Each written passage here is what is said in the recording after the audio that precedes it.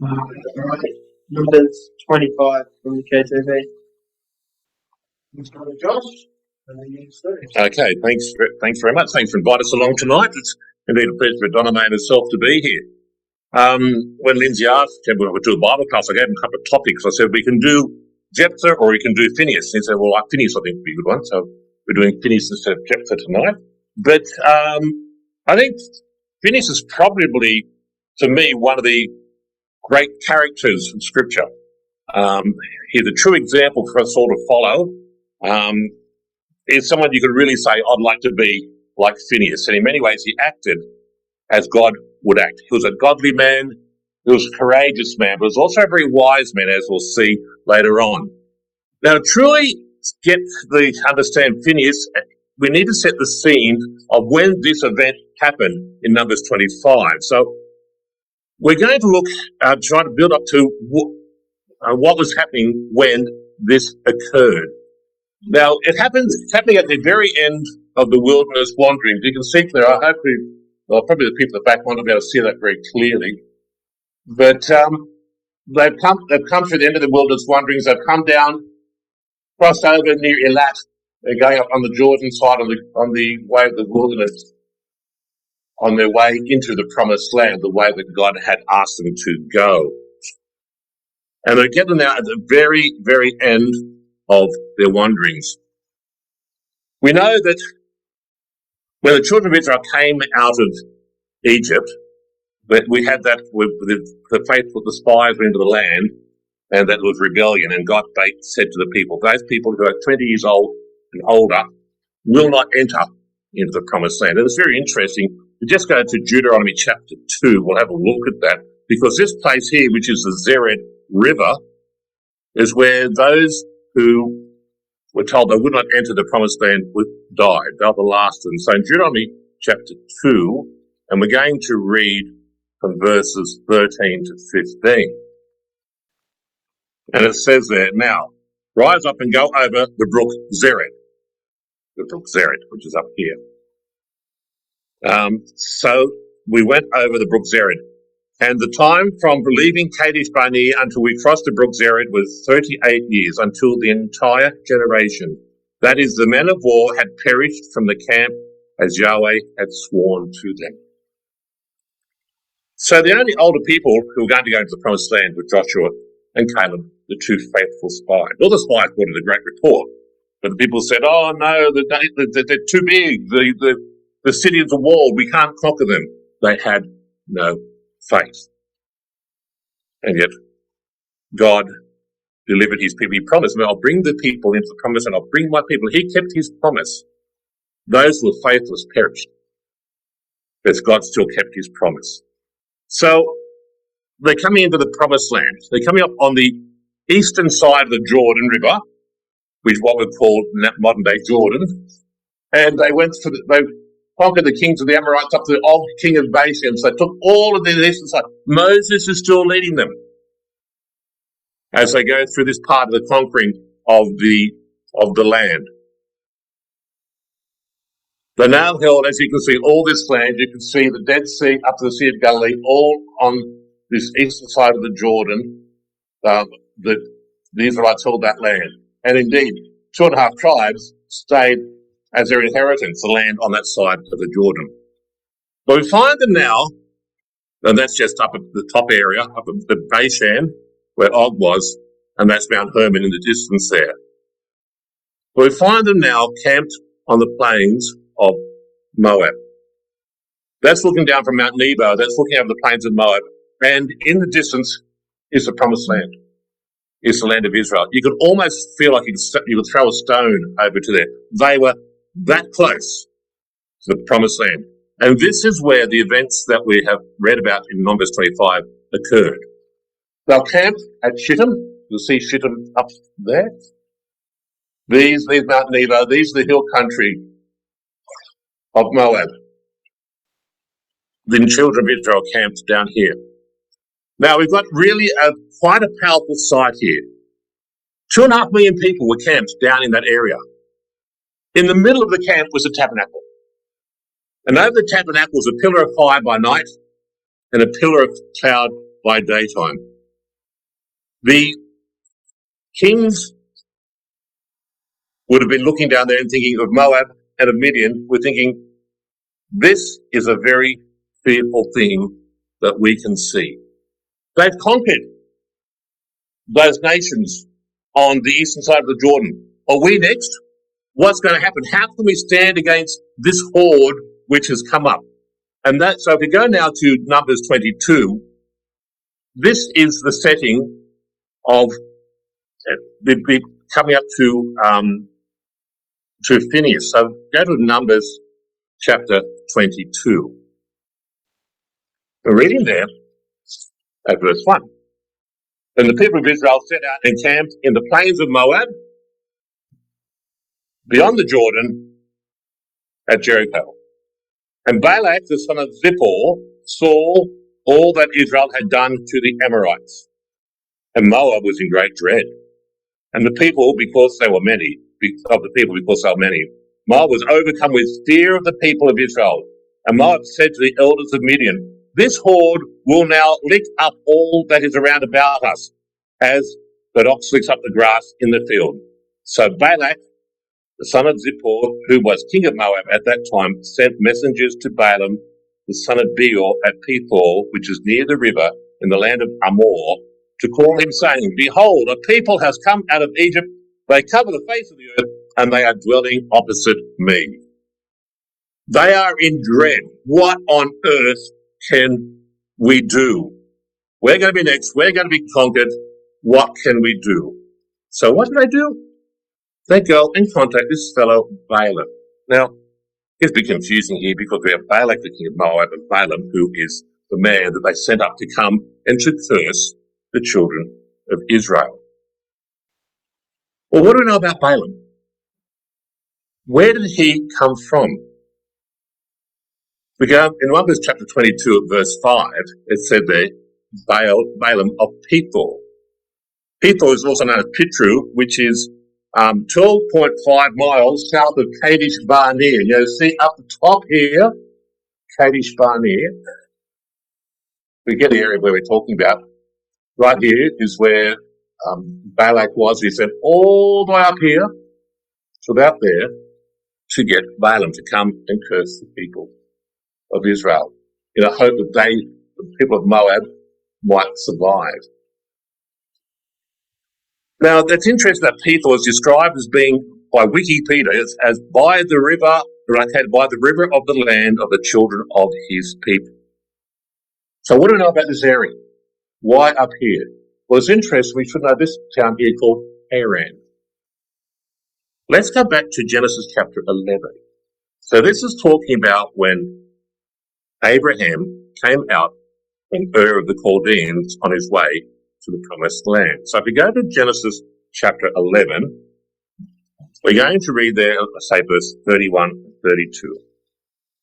Terah took Abram his son, Lot the son of Haran, his grandson, and Sarah his daughter-in-law, his son Abram's wife, and they went forth together from Ur of the Chaldeans to go into the land of Canaan. But when they came to Haran, they settled there. The days of Terah were 205 years, and Terah died in Haran. So, we know they came from Ur, which is over here. They've gone up here to Haran, and they stayed there for a while before they actually came down into the promised land. So Abram and his family lived there. Let's just go to, say, chapter 12, the next chapter of Genesis, and read here. This is the promise that was given to Abram. Now Yahweh said to Abram, go from your country and your kindred and your father's house to the land that I will show you, and I'll make of you a great nation. I'll bless you and make your name great, so that you will be a blessing. I will bless those who bless you, and him who curses you I'll curse. And by you all families of the earth shall bless themselves. We know the promises that were given to Abraham. So it would appear that the people in the area may have developed an understanding of the God of Israel, of Yahweh. Why do we say that? We go to Genesis chapter 24, and Abraham is looking for a wife for his son Isaac. Reading there at verse 1, now Abraham was old, well advanced in years, and Yahweh had blessed Abram in all things. And Abram said to his servant, the oldest of his house, who had charge of all that he had, put your hand under my thigh, and I will make you swear by Yahweh, the God of heaven and of the earth, that you will not take a wife for my son from the daughters of the Canaanites among whom I dwell, but will go to my country, to my kindred, and take a wife for my son Isaac. So it's very specific here. Do not take a wife for my son from the Canaanites with whom we dwell. I want you to go up to up here at Haran, where we spent some time, where my kindred are, where my family is, and come and take a wife for Isaac from there. Now, in Genesis, again, 24, go to verse 10. So the servant went. He took 10 of his master's camels and departed from taking all sorts of choice gifts from his master, and he arose and went to Mesopotamia, to the city of Nahor. Nahor is also known as Haran. So it's left here and gone up to Haran. All right. Did these people up here have a knowledge of God? If we go over, we've got through the record there of 24 of the signs to find the wife for Isaac. And we'll read it, I'd say verse 31 now. It's interesting. We have Laban introduced here. And it said, come, O blessed of Yahweh, why do you stand outside? For I have prepared the house and a place for the camels. This is Laban speaking to the servant. Look at those words. He said again, come, O blessed of Yahweh, why do you stand outside? He doesn't actually say blessed by your God. The words are blessed by Yahweh. And again in verse 50 it says, then Laban and Bethuel answered, the thing comes from Yahweh. We cannot speak to you bad or good. It seems that they indeed had an understanding of God. How much so? I'm not sure, but I think the understanding was there. And it's interesting that from this area we were talking about, Balaam came. So I would suggest that Balaam knew about God. Let's have a look at some of the things that Balaam says. We go to back to Numbers 22 again, our record over there. We're going to read from verse 7 to 14. Was Balaam a godly man? Did he know about God? Was he a person who was in it for gain? Numbers 22, reading at verse 7. So the elders of Moab and the elders of Midian departed with the thieves for divination in their hand, and they came to Balaam and gave him Balak's message. And he said to them, lodge here this night, and I'll bring back word to you, as Yahweh speaks to me. So the princes of Moab stayed with Balaam. And God came to Balaam and said, why are these men with you? Balaam said to God, Balak, the son of Zippor, king of Moab, has sent to me, saying, behold, a people has come out of Egypt, and it covers the face of the earth. Now come, curse them for me. Perhaps I shall be able to fight against them and drive them away. That's what he wanted. He wanted to be able to fight against them and drive them away. That's what Balak wanted. Balak, the king of Moab. And God said to Balaam, you shall not go with them, you shall not curse the people, for they are blessed. So Balaam rose in the morning and said to the princes of Balak, go to your own land, for Yahweh has refused to let me go with you. So the princes of Moab rose and went to Balak and said, Balaam refuses to come with us. So you'd see by that Balaam is a godly man. He's going to do what God is going to ask him to do. And even if you read there in verse 18, Balaam answered and said to the servants of Balak, though Balak were to give me this house full of silver and gold, I could not go beyond the commandment of Yahweh, my God, to do less or to do more. And as we've already read in verse 8, Balaam prayed to God. So what was Balaam going to do? God gave Balaam the opportunity to choose to do what is right. And as it's read there in verse 20 and 21, and God came to Balaam at night and said to him, if the men have come to call you, rise, go with them, but only do what I bid you, that shall you do. So Balaam rose in the morning and saddled his ass and went with the princes of Moab. Balaam could choose to do what he's going to do. Don't forget that by going down with the men of Balak was going against God. Let's look at verse 12 again. God said to Balaam, you shall not go with them. You shall not curse the people, for they are blessed. Verse 22, that I love the story and the example of the donkey and the angel standing in the way and Balaam speaking to the donkey. You think, well, you'd love to be a fly on the wall and see what had happened. But anyhow, but God's anger was kindled because he went. See, his anger was kindled because he went. You're not supposed to go. But God wanted Balaam to choose. So he took his stand in the way as an adversary. Now he was riding the ass and his two servants were with him. The ass saw the angel. Dumb ass saw the angel. But Balaam.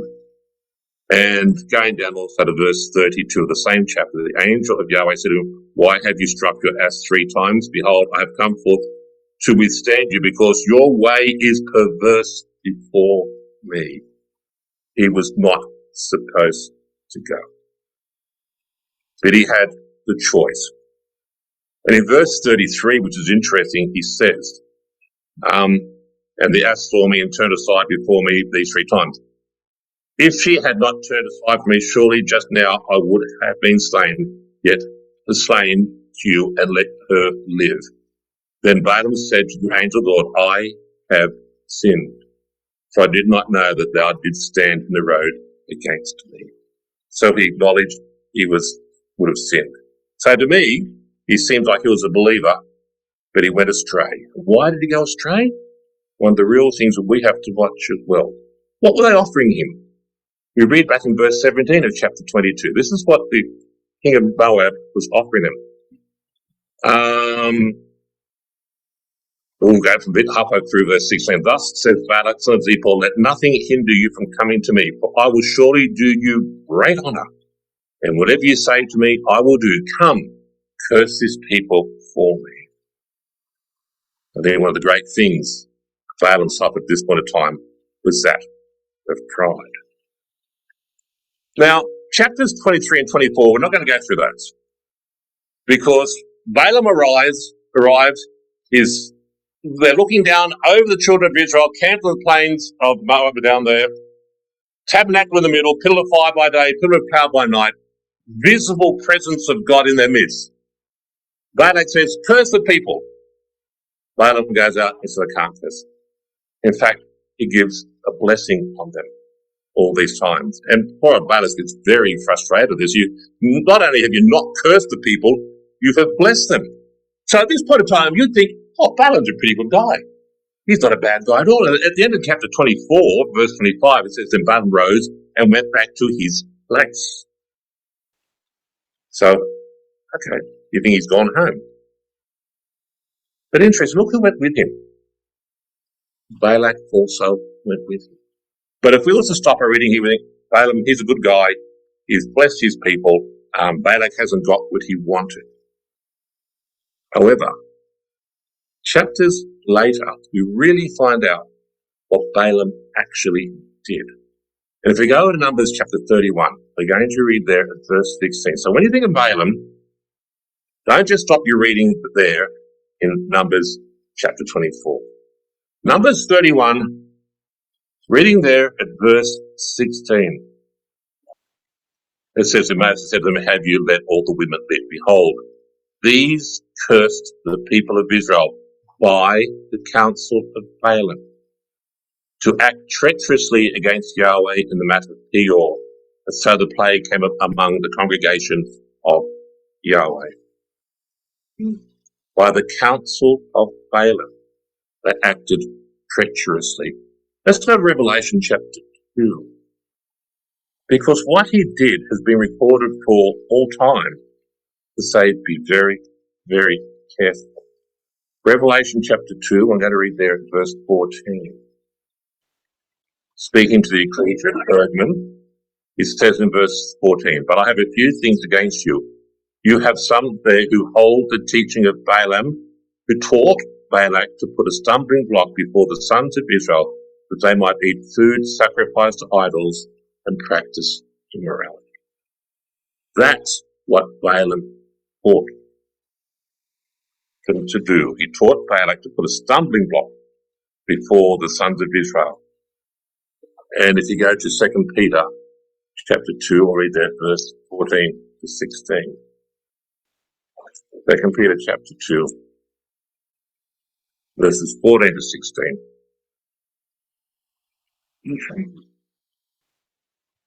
They have eyes full of adultery, insatiable for sin.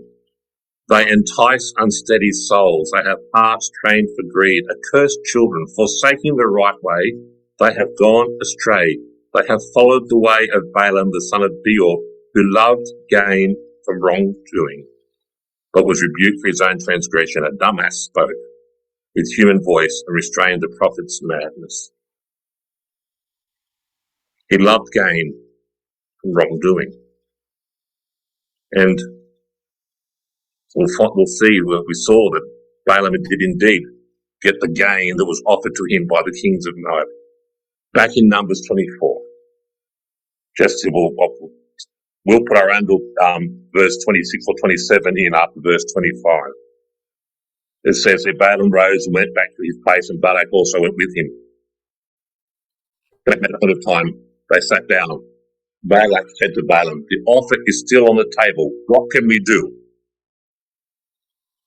Balaam said, "I can't curse them, but this is what you can do. You can corrupt them morally. By corrupting them morally, you'll be corrupting them religiously. And by doing that, God will punish them." It's Balak. You can just sit back and do nothing. Because nothing, you don't have to raise a sword. You don't have to raise a spear. Because God will punish them for the wickedness that they do. And it's interesting, before we actually go on to what happened in the act that we've read in Numbers 25, it said there that Balaam went home. But if you go to chapter 13, when they're dividing up the land, so Joshua chapter 13, I'm going to read from verses 15 to 23. You've got the Reubenites, the Gadites, and the half-tribe of Manasseh who got the land on the eastern side of the Jordan River. Verse 15 to 23. And Moses gave an inheritance to the tribe of the Reubenites according to their families. So this is the inheritance that they were given. And if we go towards it, rather than reading through the whole lot, verse 20 up, verse 22. Balaam also, the son of Beor, the soothsayer, the people of Israel killed with the sword among the rest of their slain. So where was he living? He was living in the area that the Reubenites say. So he didn't go back up to Haran. I don't think he could. So he stayed down with Balak in that area, and there he was killed. He didn't go home. Okay. So what happened? You go over back to Numbers chapter 25, the chapter that we read. While Israel dwelt at Shittim, the people began to play the harlot with the daughters of Moab. These invited the people to sacrifice to their gods. The people ate and bowed down to their gods. They invited, they enticed, they beguiled, they tempted. So they didn't go down with sword and spear to defeat them with forced arms. They invited them in. And by inviting them in, they corrupted. Now just remember, these are youngish people. Those who were 20 years older and had died were gone. They hadn't seen the corruption of Egypt. They hadn't seen the golden calf. They hadn't seen the lust of the flesh expressed through religion. But yet they are enticed by the people. And what does it say then in verse 3? So Israel yoked himself to Baal the people. Joined together. They were walking together. It was a voluntary thing they did. And Baal of Peor, that goes down in history by its infamy. It was abhorrent. It was terrible. It was idolatry. It was sexual immorality. It was something I said, do not ever go there again. In fact, go over just to Hosea chapter 9. We'll just read very quickly at verse 10. Hosea 9, verse 10. Like grapes in the wilderness, I found Israel. Like the first fruit of the fig tree in its first season, I saw your fathers, but they came to Baal of Peor and consecrated themselves to Baal and became detestable, like the things that they loved. And these people, they saw the promised land. They knew where they were going. It's right before them. And yet they were enticed, turned against their God. And as a result of it, we know that 24,000 people died of the plague. What were they able to do? Yahweh said to Moses, verse 4, Numbers 25, take all the chiefs of the people and hang them in the sun before Yahweh, that the fierce anger of Yahweh may turn away from Israel. Why the chiefs? Because the chiefs had said, don't go out there. Don't do it. You should not go anywhere near them. That's why the chiefs were hung. And Moses said to the judges of Israel, every one of you slay his men who have yoked themselves to Baal of Peor. And at the end of verse 6, just the latter part of it, we see there, while they were weeping at the door of the tent of meeting. It would have been a horrible sight for many of the people. What have we done? They had seen the chiefs being killed, being slain because of their wickedness. A plague was sent among them, in which 24,000 people died. But more than that, they had seen how they turned away from following after their God. And at this point of time, we are introduced to Phineas, the man we're going to be looking at in more detail tonight. And behold, one of the people of Israel came and brought a Midianite woman in his family in the sight of Moses, in the sight of the whole congregation of the people of Israel, while they were weeping at the door of the tent of meeting. How blatant, how brazen was that the person did, right in front of their eyes and right before God. They were weeping at the tent of the door of meeting, and they just came in there at that point. And so when Phineas, the son of Eleazar, son of Aaron the priest, saw it, he rose, left the congregation, took a spear in his hand, and went after the man of Israel into the inner room and pierced both of them, the man of Israel and the woman, through her body. Thus the plague was stayed from the people of Israel. Nevertheless, those that died by the plague were 24,000. He'd stopped the plague. This act taken place at the entrance of the tent of meeting. Phineas hated what they were doing. We read there in verse 10 and 11 that Yahweh said to Moses, Phineas, the son of Eleazar, son of Aaron the priest, has turned back my wrath from the people of Israel in that he was jealous with my jealousy among them, so that I did not consume the people of Israel in my jealousy. It's interesting that word jealous in some translations are also rendered as zealous. So he was as zealous for my honor among them as I am. He was jealous of my jealousy among them. He was acting just like God would have acted. When God saw that, his anger was there, and Phineas' anger was there, and he went and he acted. What could he do? The only thing he could do was destroy the wickedness that was happening to him by these two people, and the people are even named. And they were important people. They were princesses and heads of families that were there. So what does it mean to be zealous? Because this is an example of what we can start to learn from the man Phineas as well. He was zealous. And before him, he had no other God. He hated wickedness. When he acted with conviction and with enthusiasm. And why? Because not only did he hate wickedness, he loved his people, the people around him. He needed to stop this wickedness. And he didn't fear the consequences, and he had passion with what he did. And indeed in verse 13, it says there, he made atonement for the people of Israel. He brought Israel and God back together again. And it goes on then to say in verses 14 and 15, it names the people who they were, those important people.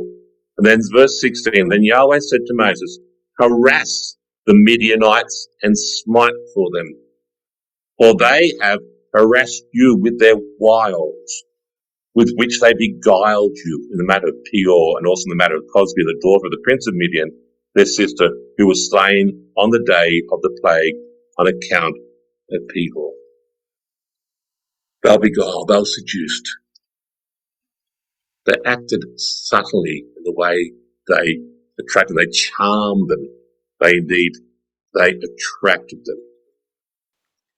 And friendship with the wicked is far more dangerous than their enmity. Think about friendship with the wicked is far more dangerous with their enemy. You get delighted, oh, they're not so bad after all. And it's a very slippery slope to leaving behind those things that you hold so dear. But we gotta ask the question, why did Phineas act that way? Why did he do it? To get that, we need to go back to Leviticus chapter 11. Leviticus chapter 10, sorry. So the question we're asking is, why did Phineas act this way? Leviticus chapter 10. This is the story of Nadab and Abihu. They are the sons of Aaron. This is verse 1. So Nadab and Abihu, the sons of Aaron, each took his censer, put fire in it and laid censer on it, offered unholy fire before Yahweh, such as had not been commanded them. And fire came forth from the presence of Yahweh and devoured them, and they died before Yahweh. Then Moses said to Aaron, this is what Yahweh has said, I will show myself holy among those who are near me, and before all the people I will be glorified. And Aaron held his peace. Nadab and Abihu, they were sons of Aaron. They were the priestly line. They were Eliezer, who became the next high priest's brothers. They were Phinehas' uncles. And yet they acted in a way which they were not supposed to. They offered what they said unholy fire before them. And look where it happened. It happened at the entrance of, verse 4, Moses called Mishael and Elphan, the sons of Uzziel, the uncle of Aaron, and said to them, draw near, carry your brethren from before the sanctuary out of the camp. So they'll consume before the sanctuary, and they're taken out of the camp. What was the result of this? Let's go down to verse 8. Yahweh said to Aaron, saying, drink no wine nor strong drink, you nor your sons with you, when you go into the tent of meeting, lest you die. It shall be statute forever throughout your generation. You are to distinguish between the holy and the common, between the unclean and the clean, and you are to teach the people of Israel all the statutes which Yahweh has spoken to them by Moses. They'd forgotten how to do it. They were getting confused between what is holy and what is common, what is clean and what is unclean. They said, and you're going to have to teach this. Teach it carefully, teach it well, teach it to the priests, teach it to the congregation, teach it to all, and to be able to distinguish between what is holy and what is common, what is clean and what is unclean. And this would have been taught to Phineas as well, because he was the son of Eliezer. He was to become the high priest. Let's go to Numbers chapter 16. In Numbers chapter 16, we read of the rebellion of Korah, Dathan, and Abiram. In verse 3, we'll see that they were rebelling against Moses and against Aaron. They said, why? Basically, why are you leading the people? We'll read there. Halfway through verse 3, you have gone too far, for all the congregation are holy, every one of them, and Yahweh is among them. Why then do you exalt yourselves above the assembly of Yahweh? Verse 4, when Moses heard it, he fell on his face, and he said to Korah and all his company, in the morning Yahweh will show who is his, and who is holy, and will cause him to come near to him. Him whom he will choose, he will cause to come near to him. Do this, take censers, and as it goes on, basically it's a test. Read down verse 23. Yahweh said to Moses, say to the congregation, get away from about the dwelling of Korah, Dathan, and Abiram. Separate yourself. Don't go near there. And we go over to verse 31, this is what happened to them. And he finished speaking all these words, the ground under them split asunder, and the earth opened its mouth and swallowed them up, and their households, and all the men that belonged to Korah, and all their goods. So they all belonged to them, went down alive to Sheol, and the earth closed over them, and they perished from the midst of the assembly. All of them perished? No, not all of them perished. We know that, if you read Numbers 26, verse 11, that the sons of Korah did not die. Why are we looking at the sons of Korah? Let's go to Numbers 26, verses 10 and 11. I mean, what's this got to do with Phineas? It's got a lot to do with Phineas, actually. Numbers 26, verse 10. You've got there the contending there, Moses and Aaron in the company of Korah when they contended against Yahweh. And the earth opened its mouth and swallowed them up together with Korah. That company died when the fire devoured 250 men, and they became more of warning. Nevertheless, notwithstanding, the sons of Korah did not die. All right. So what happens to these sons of Korah? If we go to 1 Chronicles 19, read there verse 17. Oh, sorry, 1 Chronicles 9. I said 19. 1 Chronicles 9. Reading there verse 17. Now, these are speaking about the gatekeepers.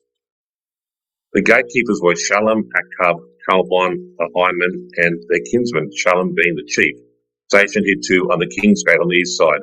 These were the gatekeepers of the camp of the Levites. Shallum, the son of Paul, son of Epiphas, son of Korah, and his kinsmen, and his father's house. And the Korathites were in charge of the work of the service of the keepers of the threshold of the tent, as their fathers had been in charge of the camp of Yahweh, keeper of the entrance. And Phineas, son of Eleazar, was ruler over them in times past. And Yahweh was with them. Phineas had taught the sons of Korah how to be gatekeepers, how to carefully guard what comes in and out of the temple there, where they were. And look over at Psalm 84. When we think about the sons of Korah being gatekeepers and the sons of Korah being taught by Phineas, Psalm 84, reading there at verse 10. As your Bible say, this is the Psalm of sons of Korah. Verse 10, for a day in thy courts is better than 1,000 elsewhere. I would rather be a doorkeeper in the house of my God than to dwell in the tents of wickedness. And they'd seen that quite clearly. Their family were in the tents of wickedness. They said, we don't want to be there. I want to be a gatekeeper. And sometimes we read that we think that's a lowly position. It's actually not a lowly position at all. In fact, it's a very, very important position, as we'll see in just a few moments' time. And they were trained by Phineas. Now, it's interesting where all these events took place. Numbers 25, then all Israel man brought into the camp a Midianite, then an Israelite man brought into the camp of a Midianite woman right before the eyes of Moses, the whole assembly of Israel, while they were weeping at the entrance of the tent of meeting. Nadab and Abihu, they offered unauthorized fire before Yahweh. Korah, take the censers tomorrow by put burning coals and incense in them before Yahweh at the tent of meeting. And Numbers 16, when the congregation had assembled against Moses and against Aaron, they turned toward the tent of meeting, and behold, the cloud covered it. The glory of Yahweh appeared. This is where it happened, the entrance to the tent of meeting. So what do we learn from Korah? From Phineas, sorry. What do we learn from Phineas? To be able to distinguish between what is common and what is holy. Phineas was able to do that. That's why he acted the way he did, by killing those two people. They said, this is wrong. It cannot happen. And there are just a few definitions for things which are common. It's interesting you use the word common. Don't use the word unholy. It uses the word common and holy. It's things we might think, oh, is it really that bad? If we're wondering if something is really that bad, really not that bad, then we've lost the ability to distinguish between what is common and what is holy. See, what is common, it can be profane and not related to that which is sacred or religious, not respectful of religious practice, irreverent or contaminant or unholy. Versus what is holy, it's sacred, it's consecrated, it's hallowed, it's special to God, it's important to God. And they had to distinguish between what is clean and what is unclean. Unclean, foul in a religious sense, defiled, polluted, infamous in many ways, or clean, which is pure. And there are a few verses there. We won't go into those at this point of time, but you can imagine what they're talking about. Beautiful, pure, clean, refreshing. They have to distinguish between what is unclean, what is clean, what is common, and what is holy. Phineas knew that. Let's just take one more example from Phineas before we keep applying this to how this actually applies to us. Phineas was a courageous man. He acted in a very brave and, I suppose, you might call it violent way, but it was a way that was important to stop what was happening. But did Phineas act always that way? I wanted to take you to Joshua chapter 22. The conquering of the land had basically finished. They were allotting of the tribes, and we had the Reubenites, the Gadites, and the half-tribe of Manasseh. They are on the east side of the Jordan. They are away from the sanctuary. So, if we read at verse 10 of Joshua chapter 22, when they came to the region about the Jordan that lies in the land of Canaan, the Reubenites, the Gadites, and the half-tribe of Manasseh built there an altar by the Jordan, an altar of great size. So what they've done, they built an altar on the east side of the Jordan River. And the people of Israel, others, on the other side, heard Israel say, behold, the Reubenites and the Gadites and the half-tribe of Manasseh built an altar at the frontier of the land of Canaan in the region of the Jordan on the side that belonged to the people of Israel. And when the people of Israel heard it, the whole assembly of the people of Israel gathered to Shiloh to make war against them. What are they doing? Why are they building an altar? They should be coming up here to Shiloh. Why are they doing this on the east side of the Jordan? So what are they going to do? And the people of Israel sent to the Reubenites and the Gadites and the half-tribe of Manasseh in the land of Gilead, Phinehas, the son of Eleazar the priest, and with him 10 chiefs, one from each of the tribal families of Israel, every one of them the head of a family among the clans of Israel. So they said, righto, let's send Phineas over, let's see what he will do to them like he did at Baal Peor. Will he act the same way? And they were still scared of that, because you read down at verse 17, they'd learnt, they said, have we not had enough of the sin at Peor, from which even yet we have not cleansed ourselves, and for which there came a plague upon the congregation of Yahweh? So we can't let it happen again. And these tribes on the east side of the Jordan, they build an altar. It's going to turn all bad. Go and kill them. So what happens? Joshua, again, verse 21. Then the Reubenites, the Gadites, and the half-tribe of Manasseh said in answer to the heads of the families of Israel. So they're answering, said, why are you doing this? They said, the mighty one, God, Yahweh, the mighty one, God, Yahweh. He knows, and let Israel itself know, if it was in rebellion or in breach of faith before Yahweh, spare us not today. For building an altar to turn away from following Yahweh, or if we did so, to offer burnt offerings or cereal offerings or peace offerings on it, Yahweh himself take vengeance. Nay, but we did it from fear that in time to come your children might say to our children, what have you to do with Yahweh, the God of Israel? Seeing how you're on the different side of the Jordan River, you're not really in the promised land. For Yahweh has made the Jordan a boundary between us and you Reubenites and Gadites. You have no portion in Yahweh. So your children might make our children cease to worship Yahweh. Therefore we said, let us now build an altar, not for burnt offering, nor for sacrifice, but to be a witness between us and you, and between the generations after us, that we do perform the service of Yahweh in his presence, without burnt offerings and sacrifice and peace offerings, lest your children say to our children in time to come, you have no portion in Yahweh.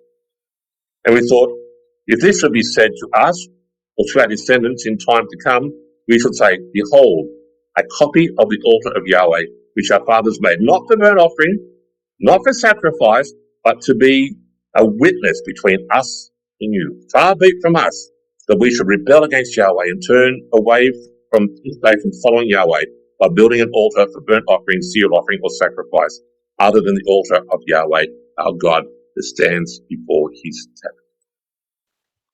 When Phineas the priest and the chiefs of the congregation, the heads of the families of Israel, who were with him, heard the words of the Reubenites and the Gadites and the Manassites, what they spake, it pleased them well. And Phinehas, the son of Eleazar the priest, said to the Reubenites, the Gadites, and the Manassites, today we know that Yahweh is in the midst of you, because you have not committed this treachery against Yahweh. Now you have saved the people of Israel from the hand of Yahweh. Then Phinehas, the son of Eleazar the priest, and the chiefs returned from the Reubenites and the Gadites into the land of Canaan, to the land in the land of Gilead, to the land of Canaan, to the people of Israel, and brought back word to them. And the report pleased the people of Israel. The people of Israel blessed God and spoke no more, making war against them to destroy the land where the Reubenites and the Gadites were settled. The Reubenites and the Gadites called the altar witness, for, they said, it is a witness between us that Yahweh is. Phineas was able to determine that there was a pure motive. There was a holy motive. It was clean. It was not unclean. The people on the east side of the Jordan did not want their children to lose focus on God. They did not want there to be a division between tribes on the west side of the river and on the east side of the river. Phineas, equipped with that ability to distinguish, was able to take away any hostility and to be able to save the children of Israel from causing or doing something which would have been wrong. And it's interesting when we talk about the gatekeepers and being unclean and clean and common and holy. If you go to, we won't go to, if you want to just write down Ezekiel 22, verse 26, it talks about being distinguished between the holy and the common, between the clean and the unclean, regarding the sins of Jerusalem. And Ezekiel 44, verse 23, in the temple of the kingdom age, they were to distinguish between what is unclean, what is clean, what is common, and what is holy. Is there a lesson for us today? The question is, what are we letting in? What are we inviting in? Have we lost the ability to be able to even tell the difference between the two? And do we have the zeal or the jealousy that Phineas had? Let's go to 2 Corinthians chapter 6. We'll read there at verse 14. 2 Corinthians 6, verse 14. Do not be mismated with unbelievers. Or, as the ESV, the NIV and the King James Version puts it, do not be unequally yoked with unbelievers. In that time back to the children of Israel yoked himself to Baal of Peor. Do not be yoked together with unbelievers. For what partnership has righteousness and iniquity? Or what fellowship has light with darkness? What accord has strife with Belial? Or what has a believer in common with an unbeliever? What agreement as the temple of God with idols, for we are the temple of the living God. As God said, I'll live among them and move among them. I will be their God. They shall be my people. Therefore come out of them, be separate from them, says the Lord, and touch nothing unclean, then I'll welcome you. I'll be a father to you, and you shall be my sons and my daughters, says the Lord Almighty. 1 Corinthians 15 verse 33 says, do not be deceived, or do not be beguiled. Bad company ruins good morals. James chapter 4 says, friendship with the world is enmity with God. 1 Corinthians 15 verse 33.